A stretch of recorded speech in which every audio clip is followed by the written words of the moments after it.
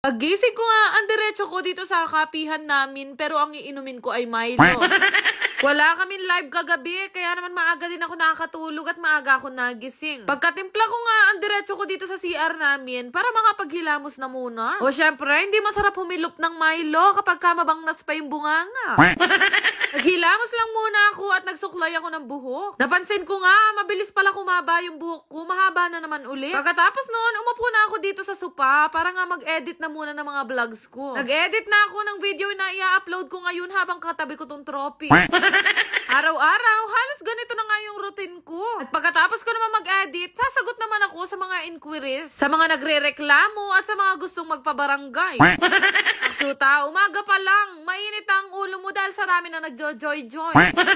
Simula nung bumalik ako sa pagla-live selling, talaga naman sobrang productive ng araw ko. Magigising ng maaga para mag-edit ng vlog, sasagot sa mga inquiries at hihintayin yung mga supply ng damit. At habang naghihintay, igagayak ko na ito pananghalian namin. Dito sa bahay namin, malagad kami mag-almusal. Kahit kasi nung bata ako, hindi ako mahilig mag-almusal. Talagang ang kain na namin pananghalian. Pero kahapon pa nga lang, namalengke na nga ako ng mga uulamin namin ngayong araw. So nakasadya talaga na magginisang pechay kami ngayon at syempre, galunggong. Siguro, bilang na bilang nyo kung ilang beses kami mag-ulam nito sa isang buwan.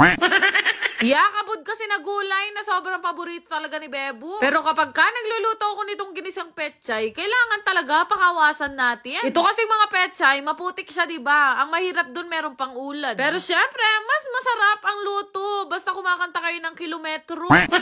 Diba? Parang hindi talaga ako nauubusan ng energy. Umaga pa lang, 35% na yung energy kong nailabas. Nagisa na nga ako ng bawang at sibuyas at saka kamatis. So ito yung routine ng pagluluto ko ng ginisang pechay. Madali lang naman to lutuin. Naglagay lang ako ng konting patis. Tapos inilagay ko na nga itong pechay na ginayat ko kanina. Mukha lang yan marami. Kapag kayan naluto na ng konti, tingnan nyo, bababa din yan. Yung mga kasama ko nga sa bahay, dati hindi kumakain yan ng gulay. Pero simula nung nagluto ako nitong ginisang pechay, ito na yung naging favorite talaga namin. Yung nagpapaka-healthy living ka nga, ang problema lang, wala ka naman laging tulog.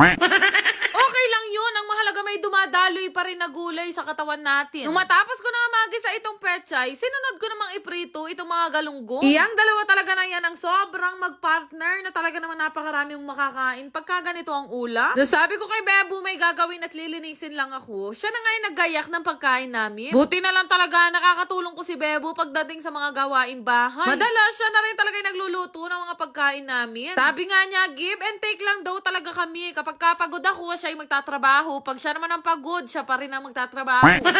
Dahil maliit nga lang tong bahay namin, medyo masikip talaga to sa aming anim. Pero sabi ko nga sa kanila, konting tiis na lang makakalipat na tayo sa may second floor na bahay at merong malaking dining. Yun din talaga ang rason kung bakit sobra kaming magpagod nitong si Bebo at magtrabaho. Pinag-iipunan kasi namin yung gusto na nga naming ipagawang bahay. Kaya naman antimano, pagkatapos namin kumain, inayos ko na ito mga ititinda ko mamaya. Marami pa rin nagtatanong sa inyo kung saan nga ako nagla-live selling. O ayan, ipapakita ko na sa screen at i-follow nyo ako para alam nyo na pag naka-live ako. Kung mga bandang alas 5 na, nag-live selling na nga ako, pero itong video na to ay mga alas 10 na ng gabi. Nakakatuwa talaga yung mga miners natin na talagang pinupush nila na mag 1 million hearts tayo araw-araw. As in, sobrang consistent nila guys. Araw-araw, hina-heart nila yan ng 1 milyon. Mula alas 5 ng hapon hanggang alas 11 ng gabi, naka-live nga ako. Kaya naman sa sobrang damit at sa dami nagcha-check out, talaga naman sumasakit ang ulo nitong mga nagre-repack. Kaya naman kung minsan, nagkakamali rin naman kami at hindi naman namin inaalis yung accountability namin sa inyo. Kaya gumagawa kami ng way kung paano namin yung susolusyonan. Kaya sana, wag naman kayo agad-agad nagagalit at nagre-rate ng 1. Anak syuta, hindi mo na mag-message nung pangapalibon to.